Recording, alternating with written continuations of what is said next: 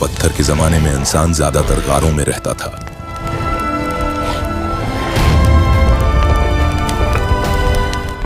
गार उसके लिए कुदरती घर थे जो बारिश, सर्दी और जंगली जानवरों से बचाते थे। बाद में कुछ कबाइल ने लकड़ी, पत्ते और जानवरों की खालों से आरजी झूंपड़ियां बनाना शुरू की।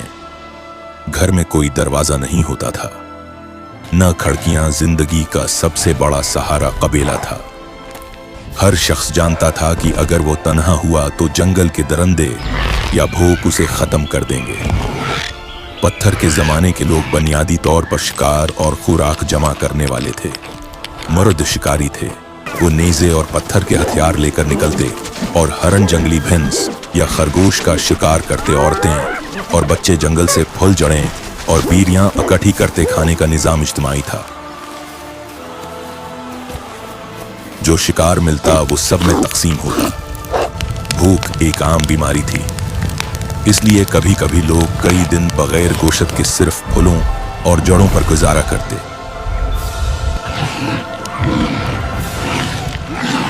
आग पत्थर के जमाने की सबसे बड़ी दरियाफत थी। जब इंसान ने पत्थर रगड़कर आग जलाई तो उसने अपनी जिंदगी बदल दी। अब वो जानवर भगा सकता था, गोश्त पका सकता था और सर्दी में गर्मी हासिल कर सकता था।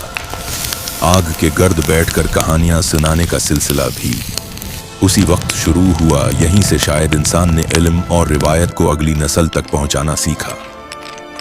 लिबास के लिए वो जानवरों की खालें इस्तेमाल करते शिकार किए गए। जानवर की खाल उतार कर उसे खशक करते और जिस्म पर लपेट लेते। कुछ लोग खूबसूरत पत्थरों को धागों में परोकर गले में लटका लेते।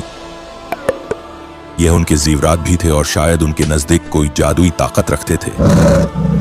इब्तदा में ताकतवर मर्द अपनी पसंद की औरत को अपना लेते थे, लेकिन आहिस्ता आहिस्ता कबीलों ने असूल बनाए। शादी के मौका पर मर्द औरत को कोई तहफा देता, जैसे जानवर की खाल या खास पत्थर। अगर औरत कबूल कर लेती तो दोनों शादीशुदा माने जाते। बच्चे सिर्फ वालिदीन के नहीं बल्कि पूरे कबीले की जिम्मेदारी होते। यह निजाम सख्त था मगर बका के लिए जरूरी था। पत्थर के जमाने के त्योहार ज्यादातर फितरत से जड़े हुए थे। बारिश के बाद सब आग के गर्द नाचते और खुशियां मनाते। कामयाब शिकार के बाद कबीला शोर मचाता और गाने गाता। वो जानवरों की खाल पहनकर रक्स करते ताकि अपने खुदाओं को खुश करें। ये त्योहार दरअसल इंसान की खुशी, खौफ और उम्मीद का इजहार थे। पत्थर के जमाने में इंसान फितरत की कूतों को खुदा मानता था। सूरज को सबसे बड़ा खुदा समझा जाता क्योंकि वो रोशनी और जिंदगी देता था। चांद और सितारे रहनुमाई के देवता थे। आग एक मुकद्दस अलामत थी। वो समझते थे कि हर चीज के पीछे एक रूह है, दरख्तों, पहाड़ों, दरियाओं और जानवरों के अंदर। इसीलिए वो उन सब की पूजा करते। पत्थर के जमाने की जिंदगी आसान न थी। जंगली दरिंदे हर वक्त हमला आवर हो सकते थे। खाने की कमी अक्सर लड़ाइयों का सबब बनती थी। कबाइल एक दूसरे पर हमले करते ताकि जमीन या शिकार पर कब्जा करें। मगर इन सब के बावजूद इंसान जिंदा रहा और तरक्की करता गया। 19वीं सदी में चार्ल्स डार्विन ने एक नजरिया पेश किया जिसे थ्योरी ऑफ इवोल्यूशन कहा जाता है। उसके मुताबिक इंसान और जानवर एक ही इर्तिकाई सफर का हिस्सा हैं। लाखों साल पहले छोटे छोटे जानदार आहिस्ता आहिस्ता बदलते गए। बंदर नमा जानदारों से जदीद इंसान वजूद में आया। ये थ्योरी साइंस में मशहूर हुई और स्कूलों में पढ़ाई जाती है। इस्लाम इस मामले में बिल्कुल मुख्तलिफ बात करता है। कुरान के मुताबिक इंसान किसी बंदर से नहीं बना। अल्लाह ताला ने सैयदना आदम अलैहिस्सलाम को मिट्टी से पैदा किया और अपनी रूह फूंकी। आदम अलैहिस्सलाम पहले इंसान और पहले नबी थे।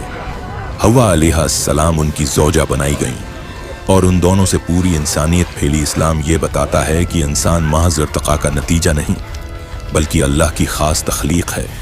इंसान को इशरफुल मखलूक़ात बनाया गया, यानी सबसे अफजल मखलूक। सोचें, एक रात का मंजर है। पत्थर के जमाने का कबीला आग के गर्द बैठा है। सब लोग आसमान की तरफ देख रहे हैं।